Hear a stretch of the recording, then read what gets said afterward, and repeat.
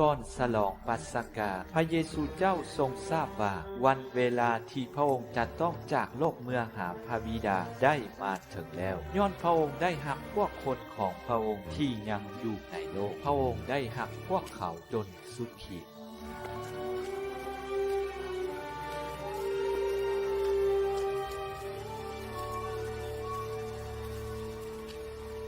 รับอาหารแล้วในเวลานั้นผีปีศาจเข้าบันดลหัวใจของยูดาห์อิสคาริโอตลูกชายของซีมอนให้ซอกหาทางมอบพระองค์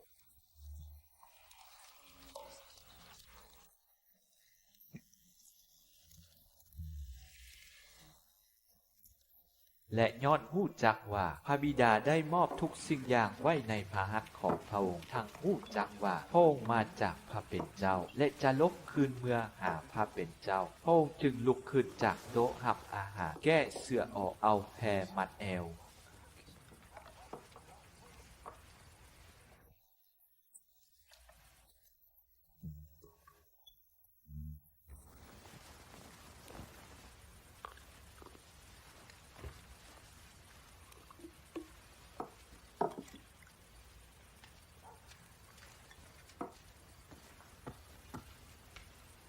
ถอกน้ำใส่สาบแล้วลงมือล้างเท้าให้พวกลูกศิษย์พร้อมทางเอาแพรที่พระองค์มัดแอวนั้นมาเสร็จ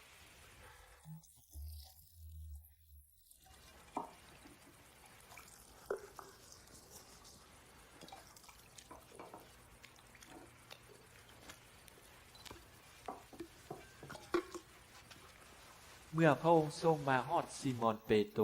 รทูลว่าพระองค์จะมาล้างเท้าให้ข้าน้อยบ่พระเยซูเจ้ากล่าวตอบว่าสิ่งที่เฮากระทำอยู่เดี๋ยวนี้เจ้ายังบ่ทันเข้าใจได้เจ้าจะเข้าใจในภายหลังเปโตรทูลต่อไปว่าบ่ได้ข้าน้อยบ่ยอมให้พระองค์ล้างเท้าเป็นเด็ดขาดพระเยซูเจ้ากล่าวว่าถ้าเฮาบ่ล้างให้เจ้าก็จะบ่มีส่วนนำเฮา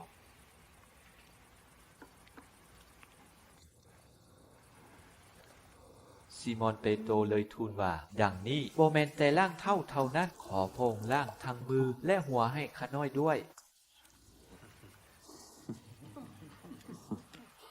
พระเยซูเจ้ากล่าวตอบว่าผู้ที่หาก็อาบน้ำมาใหม่ๆต้องการล้างแต่เท่านั้นย้อนว่าเขาได้สะอาดหมดตนทั่วแล้วส่วนพวกเจ้านั้นสะอาดบริสุทธิ์แล้วแต่บ่หมดคนย้อนพระองค์ทราบดีว่าผู้ใดจะมอบพระองค์จึงกล่าวว่าพวกเจ้าสะอาดบริสุทธิ์หากบ่หมดคน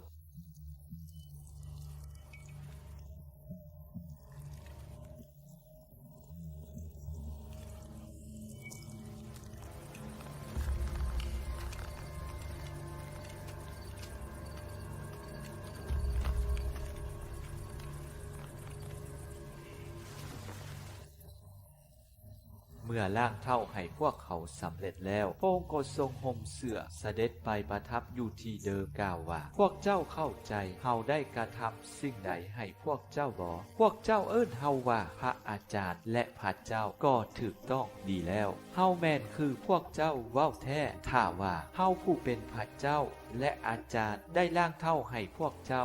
าเองพวกเจ้าก็ต้องล้างเท้าให้กันและกันด้วยเฮาได้ให้แบบอย่างแก่พวกเจ้าเพื่อให้พวกเจ้าทำตามที่เฮาเองได้กระทำนั่นแหละภายหลังที่ได้ล้างเท้าให้พวกลูกศิษย์พระองค์จึงกล่าวแก่พวกเขาว่าเฮาบอกพวกเจ้าเป็นความจริงว่าคนไส้บ่ใหญ่กว่านายของตนผู้เป็นทูตก็บ่ใหญ่กว่าผู้ไส้เขาไปผู้จักดังนี้แล้วพวกเจ้าจะมีบุญลาภถ้าหากว่าพวกเจ้าปฏิบัติตามเฮาบ่ได้กล่าวถึงพวกเจ้าหมดทุกคนเฮาฮู้จักพวกที่เฮาได้เลือกสรรนี่ก็เพื่อให้สำเร็จตามที่พระคัมภีร์ได้บอกไว้ว่าผู้กินปังของเฮาได้เดตีนใส่เฮาบอกพวกเจ้าไว้แต่เดี๋ยวนี้ก่อนเหตุการณ์จะเป็นมาเพื่อว่าเมื่อเหตุการณ์นั้นเกิดขึ้นพวกเจ้าก็จะเชื่อว่าเฮาเป็นอยู่เฮาบอกพวกเจ้าเป็นความจริงว่าไผต้อนรับผู้ที่เฮาใส่ไปก็แม่นต้อนรับเฮาเองและไผต้อนรับเฮา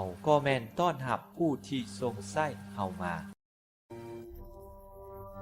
เ มื่อพระเยซูเจ้าทรงทราบว่าวันเวลาที่พระองค์จะต้องจากโลกเมื่อหาพระบิดามาถึงแล้วพระองค์ทรงขังแค้นพระทัยกล่าวว่าเฮาบอกพวกเจ้าเป็นความจริงว่าผู้หนึ่งในพวกเจ้าจะมอบเฮา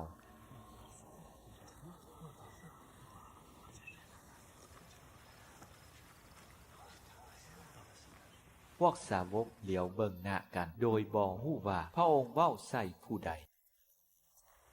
ผู้หนึ่งในพวกสาวกของพระองค์ผู้ที่พระองค์ทรงหักแพงนั่งอยู่ติดพระทรวงของพระองค์ซิมอนเปโตรจึงให้สัญญาณบอกสาวกนั่นว่าถามเบิ่งว่าพระองค์เว้าใส่ไผสาวกผู้นั้นเนิ่งตัวลงใส่พระทรวงทูลว่าพระองค์เจ้าเอ๋ยแม่นผู้ใดข้าน้อยพระเยซูเจ้าตอบว่าแม่นผู้ที่เฮาจะเอาปังจ้ำน้ำแกงยืนให้แล้วพระองค์เอาปังจ้ำน้ำแกงยืนให้ยูดาห์บุตรของซิมอนอิสคาริอต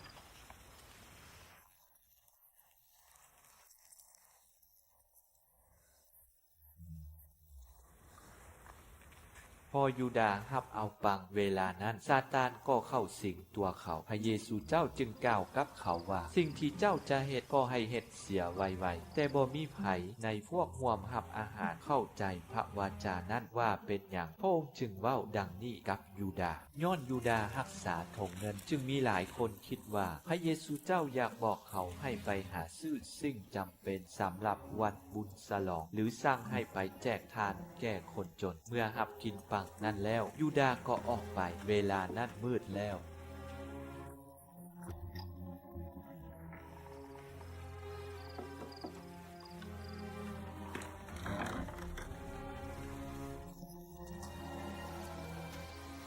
เมื่อยูดาห์ออกไปแล้วพระเยซูเจ้ากล่าวว่าเดี๋ยวนี้บุตรแห่งมนุษย์ได้รับเกียรติมงกุฎแล้วและพระเป็นเจ้าก็ได้รับเกียรติมงกุฎในบุตรแห่งมนุษย์ด้วยถ้าพระเป็นเจ้าได้รับเกียรติมงกุฎในบุตรแห่งมนุษย์พระเป็นเจ้าก็จะกระทำให้บุตรแห่งมนุษย์ได้รับเกียรติมงกุฎด้วยและพระองค์จะทำให้บุตรแห่งมนุษย์ได้รับเกียรติมงกุฎในหม่อนี้พวกลูกที่หักเฮาจะอยู่นำพวกเจ้าอีกบ่ดนนานพวกลูกจะซอกหาเฮาแต่เฮาบอกพวกลูกเดียวนี้คือเฮาได้บอกกับพวกยิวว่าบ่อนเฮาไปนะพวกลูกไปนำบ่ได้ซิมอนเฮามอบบัญญัติใหม่ให้พวกเจ้าคือจงฮักกันและกันเหมือนเฮาได้ฮักพวกเจ้า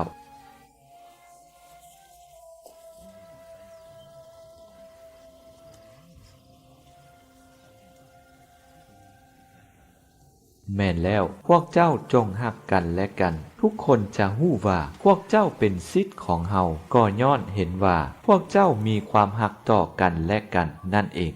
ซิมอนเปโตรทูลพระองค์ว่าพระองค์เจ้าจะไปไสพระเยซูเจ้าตอบว่าบ่อนเฮาไปนั้นเดี๋ยวนี้เจ้าไปนำบ่ได้แต่เจ้าจะไปนำตามทีหลังเปโตรทูลว่าพระองค์เจ้าเป็นหยังข้าน้อยจึงไปนำพระองค์แต่เวลานี้บ่ได้ข้าน้อยพร้อมที่จะสละชีวิตเพื่อพระองค์แล้วพระเยซูเจ้าตอบว่าเจ้าพร้อมจะสละชีวิตเพื่อเฮาแล้วบ่เฮาบอกเจ้าเป็นความจริงว่าไก่ยังบ่ทันขันเจ้าก็จะปฏิเสธเฮาถึง3 เทื่อ